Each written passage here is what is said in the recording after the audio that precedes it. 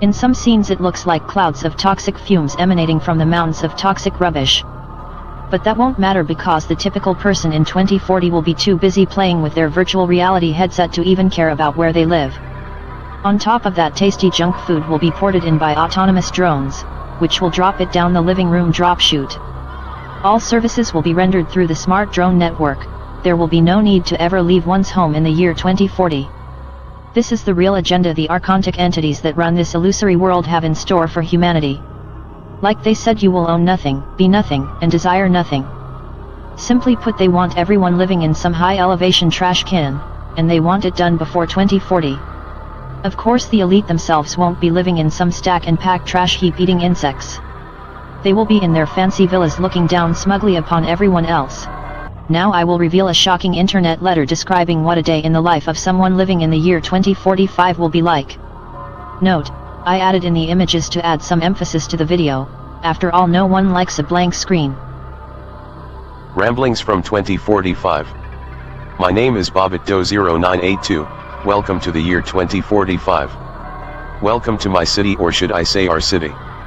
I don't own a car or motorcycle, I don't own a house or apartment, I don't own any appliances, heck I don't own any clothing, or even a pair of shoes.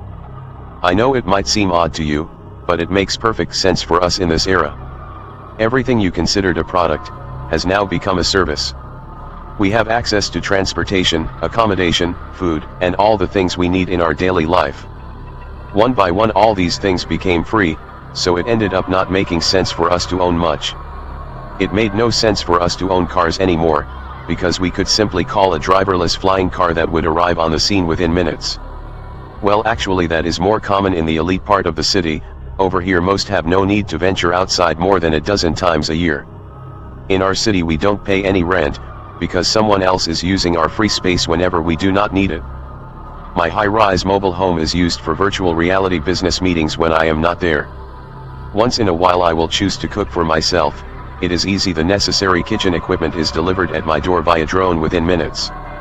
At least I don't have to wash my dishes anymore, I just leave them in the window drop box and the local drone service picks them up, cleans them before delivering them to my next door neighbor who just ordered a plate of fried chicken. The view isn't that bad either. Being the 17th level of the stack, I can look out over the entire neighborhood, which consists of mobile home stacks that stretch on as far as the eye can see. The stacks originally began as a type of refugee shanty village, used to house a massive influx of migrants after the cyber pandemic all but caused a near total destruction of the world's energy grid. Much of the rural towns permanently lost their infrastructure, and hence these folks flocked to the city in droves.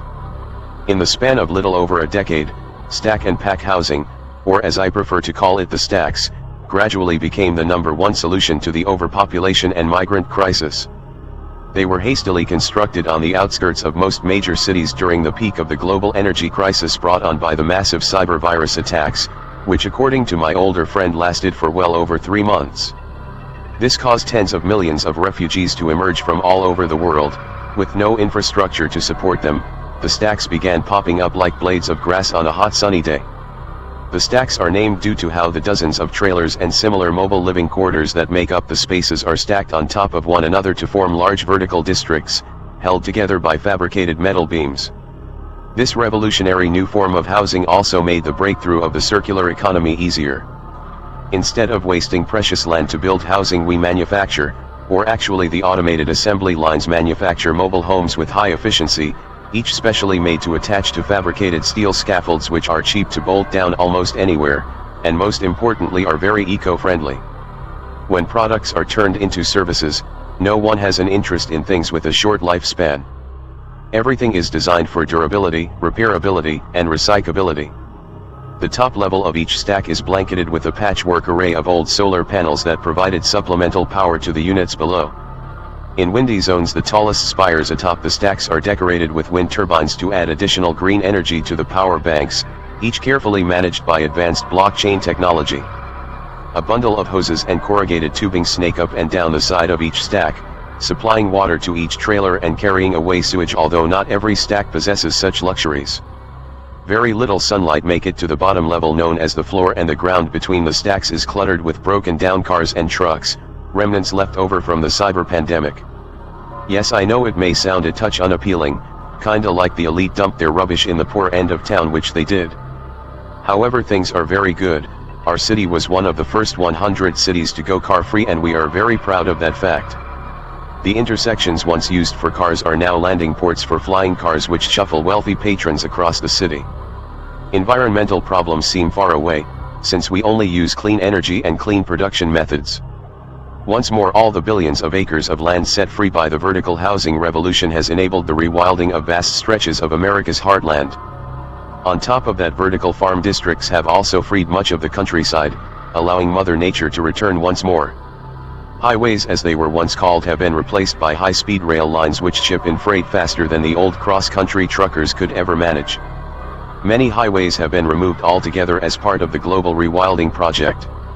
Certain highways, or at least portions of them, have remained intact to serve as a giant racetrack system where certain elite racers dish it out while taking in the scenic mountain views. However, most like me are content to max it out in the virtual oasis. Shopping. I can't really remember what that is. For most of us, it has been turned into choosing things to use. Large appliances are pretty much non-existent. Don't know the last time I seen a washing machine, but we really don't need such things anymore. All smart clothing is property of the oasis, and is taken via drone to the local washing agency, where it's sterilized by UV light before entering the cleaning chamber. The smart clothing is then promptly shipped back to my window drop box for use the next day. At first I was kind of nervous when I first bought a mobile home. Being 17 stories up is quite high. However, after experiencing the first hurricane, I had more confidence in the design.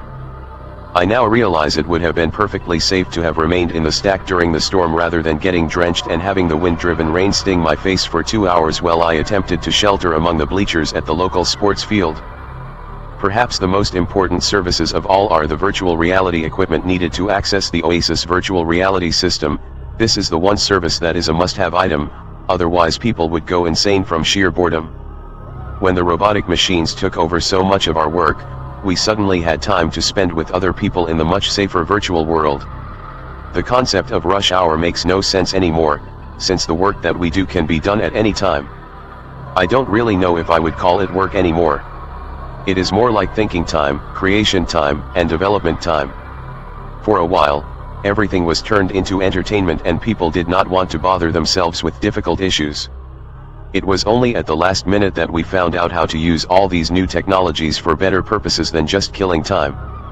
That was when Oasis became the nexus of our daily lives. If one wanted to attend university, just pull down the goggles and get your degree in robot ethics, or whatever subject may grab your interest. The first time I met the digital school teacher was surreal. After experiencing this bliss, I asked, why didn't we do this before? Why go to school and be in danger from so many nasty things, when you can safely attend a Mugen school in the data world, and have the time of your life? In the virtual world, magic wands, cards, and other cool stuff really spices up the environment. I in particular wouldn't be without my magic pocket computer for a nanosecond. I only wish I could have it with me when not in the Oasis. Gods, the real world sucks. Terms like angelic oasis probably have little meaning to people living a few decades ago. But here in 2045 it's the literal nexus point of our entire existence, a literal godsend that brought peace unto the world. Oasis is so named because people gather around its refreshing atmosphere like travelers in a barren desert gather around the oasis. When it first emerged, the program was little more than a toy rich kids played around with, and no wonder the very first units cost millions of dollars. Within the span of a decade, Angelic Oasis went from elite toy to the cornerstone of daily life. Once people realized the real-world applications of virtual reality, the Angelic Oasis exploded onto the marketplace faster than the smartphone revolution of 2010. Virtual reality goggles are usually worn at all times, even when sleeping, to help the Oasis mainframe computer better sync with the user's brainwave patterns. On top of that, the angels visit you while you are sleeping, ensuring your dreams stay sweet. VR smart goggles also double as first-rate sunglasses, so they are even worn when venturing outside. The metamaterial lenses are stronger than any previous eye protection, and they even help you see as you make your way home in the dark. Whereas the old handheld smartphones caused many accidents due to people looking down at the screen while walking, the VR smart goggles have solved this problem by serving as the ultimate hands-free phone service. The only thing about Oasis that scares me slightly is the talk about something they call a Matrix Mind interface, According to the company, this device will be directly wired into the brain itself. Goggles are one thing, if broken they can be removed, but a hypothetical brain link cannot be removed. For that reason I will not be among the first to try out this new advancement. In my opinion, there is a fine wire between those who are cutting-edge tech savvy, and those who dive headlong into high-tech stupidity. My biggest concern is all the people who do not live in our global city. Those we lost along the way. Those who decided that it became too much, all this technology. Those who felt obsolete and useless when robots took over big parts of our jobs. They live different kind of lives outside of the city. Some just stayed amongst the empty and abandoned houses in small 19th century villages. Even a 10-year store of food preparation like my friend had eventually runs out, and you can only patch that old shirt so many times before it falls apart. Some people kept their old cars which had escaped the cyber cataclysm, however the parts they ran on being no longer produced proved to be the detriment, not to mention the last remaining gas station in America closed 9 years ago. Once in a while I get annoyed about the fact that I have no real privacy. Nowhere I can go and not be registered. I know that, somewhere, everything I do, think, and dream of is recorded. I just hope that nobody will use it against me. I am currently 27 years old. I'm feeling kinda lonely since my friend just turned 70 and was sent away on the final voyage cruise liner where they will live out life on some tropical island, or so I was told. You know, I always thought the concept of heaven seemed too good to be true, kinda like having one's cookie and eating it too, or at least that's what my old friend said. I suggested they abandon their floor house and come dwell in my place. After all, I could simply order more food, but she insisted there is no privacy anymore. There are some rumors about the final voyage that disquiet me. Then again, we are only granted so many sunsets in this ride called life. All in all, it is a good life. Much better than the path we were on, where it became so clear that we could not continue with the same model of growth.